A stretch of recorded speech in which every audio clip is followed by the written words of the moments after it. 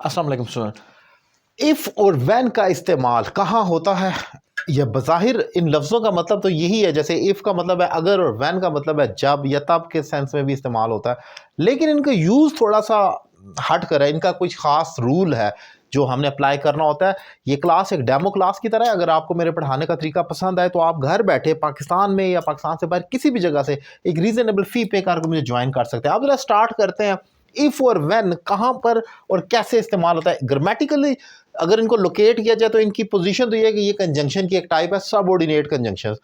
वो एक डिपेंडेंट और एक इंडिपेंडेंट क्लॉज को जोड़ती हैं। आम तौर पर तो ऐसा होता है, लेकिन इसे हट कर भी इसका कुछ यूज़ है, ज़रा अब वो मैं समझाता हूँ। आज का स्पेसिफिक इसमें लिस्ट में सबऑर्डिनेट कंजंक्शन में बहुत सारे अल्फाज आते हैं। हाउ एवर भी आता है इसमें, बिकॉज भी आता है इसमें, और भी बहुत सारे अल्फाज हैं, लेकिन हम मोटिव सिर्फ इन दो कंजंक्शन को आज डिस्कस करने जा रहे हैं। इनका रूल ये है कि इनके साथ, अब ये जरा गौर से सुन लें, इनके साथ अगर फ्यूचर का फिक्रा आ भी रहा है तो वो प्रेजेंट में कन्वर्ट हो जाएगा।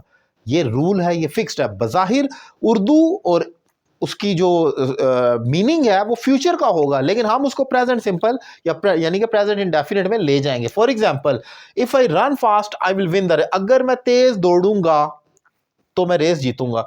अगर मैं तेज दौड़ूंगा, ये इफ है, और इफ के साथ अगर मैं तेज दौड़ूंगा, ये इसकी उर्दू है।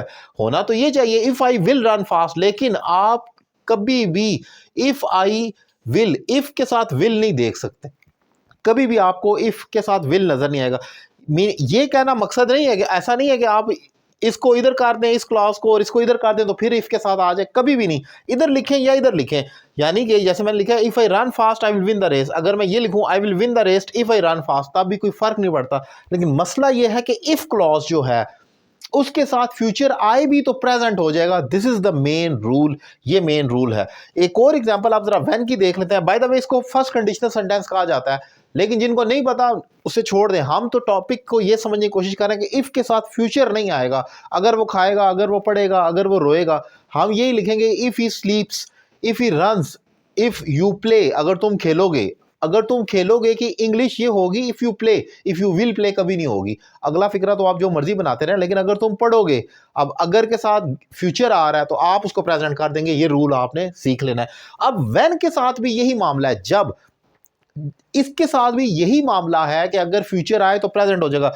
When I come to Lahore I will meet you, जब मैं लाहौर आऊंगा तो तुम्हें मिलूंगा। जब मैं लाहौर आऊंगा, जरा गौर करें, जब मैं लाहौर आऊंगा, फ्यूचर इंडेफिनिट, फ्यूचर सिंपल का टेंस होना तो ये चाहिए when I will come to Lahore, लेकिन हम ऐसा नहीं करेंगे। ये हसरत ही रह जाएगी, और ये आप इस फ्यूचर को प्रेजेंट में ही रखेंगे। When I come to Lahore आप करेंगे, व्हेन आप ये नहीं लिख सकते व्हेन आई विल कम। ये किसी भी जगह पर व्हेन के साथ फ्यूचर यानी कि विल नजर नहीं आएगा।